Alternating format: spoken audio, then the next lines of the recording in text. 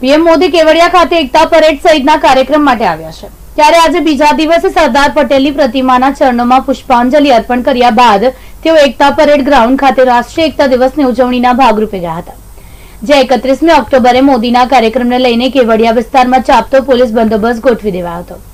દરમિયાન પીએમ મોદી રાષ્ટ્રને સંબોધન કરી રહ્યા હતા ત્યારે અચાનક સીઆરએફની મહિલા જવાન પૂજા કુકર અને 2 મહિલા જવાન મળી કુલ 3 સીઆરએફની મહિલા જવાનને અચાનક ચક્કર આવતા પોતાનું બેલેન્સ ગુમાવી દીધું હતું। જો કે નજીકમાં જ ફરજ પર હાજર અન્ય જવાનોએ મહિલાને સંભાળી લીધા બાદ ત્યાં હાજર આરોગ્ય કર્મીઓએ તેમને તુરંત જ નજીકના ટેન્ટમાં લઈ જવામાં સારવાર શરૂ કરી હતી।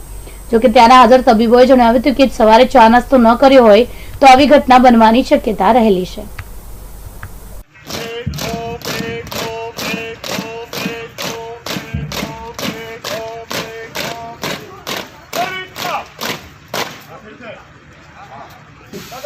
Start.